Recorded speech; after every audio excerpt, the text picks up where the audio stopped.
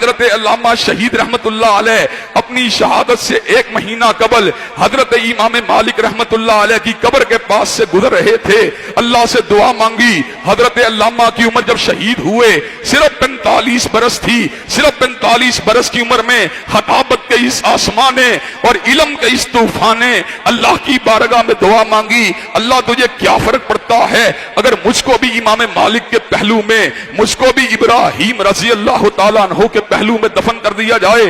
حضرات گرامی قدر، حضرت علامہ نے دعا مانگی، آنکھوں سے آنسو گرے، جنت البقیع کی وادی کے اندر آنکھوں سے آنسوؤں کو گرا کر حضرت علامہ باہر نکلے، واپس آئے، گھر ٹھہرے۔ یہ فروری کی بات ہے، مارچ کا مہینہ آیا، مارچ کے مہینے میں تقریر فرما رہے تھے۔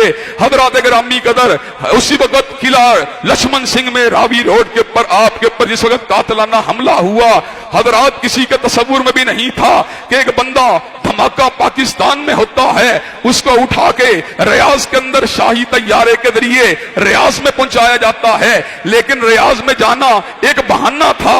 دعا حضرت علامہ کی جنت البقیع میں کی ہوئی پوری ہونے کا وقت آ چکا تھا۔ حضرات گرامی قدر، اللہ نے کیا کیا، ایک رات بھی اور ایک پورا دن بھی حضرت علامہ ملٹری ہسپتال ریاض میں زندہ نہیں رہے، ایک دن بھی پورا آپ نے زندگی کا نہیں گزارا۔ وہی علامہ جو میو ہسپتال کے بستر پر 7 دن تک موت و حیات کی جنگ کو لڑتا رہا، اس لیے کہ پاکستان میں اس کی موت کا وقت مقرر نہیں تھا۔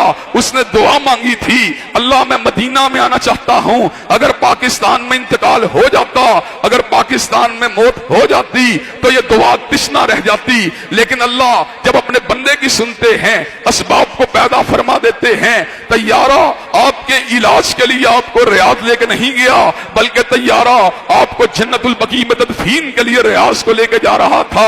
آپ کی دعا صرف 1 دن تک تشنا رہی۔ آپ فجر کے وقت جس دن وہاں پہ پہنچے تھے، اگلی صبح فجر کے وقت 24 گھنٹوں کو پورا کرنے سے قبل آپ کی حالت بگڑتی چلی گئی۔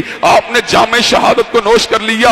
ان کے والد اور میرے دادا نے ایسے عالم میں یہ بات کہی، میں نے اپنے بیٹے کو پاکستان واپس لے کے نہیں جانا، میں نے اس کو مالک کے پہلو میں، میں نے اس کو نافع کے پہلو میں، میں نے اس کو حضرت ابراہیم کے پہلو میں، میں نے اس کو عثمان ذوالنورین کے پہلو میں دفن کرنا ہے۔ حضرات گرامی قدر، حضرت علامہ کی دعا مجسم ہو گئی، اللہ نے ان کو جنت البقیع میں پہنچا دیا۔ اس کا مطلب یہ ہے آپ بھی اگر اللہ سے دعا مانگیں، اولاد کے لیے دعا مانگیں، اللہ اولاد دے گا، شفا مانگیں اللہ شفا دے گا، رزق مانگیں اللہ رزق دے گا، عزت مانگیں عزت دے گا، شہادت مانگیں شہادت دے گا، سعادت مانگیں سعادت دے گا، شفا مانگیں شفا دے گا۔ وہ ہر چیز دے سکتا ہے، اس کے خزانوں میں کسی قسم کی کمی نہیں۔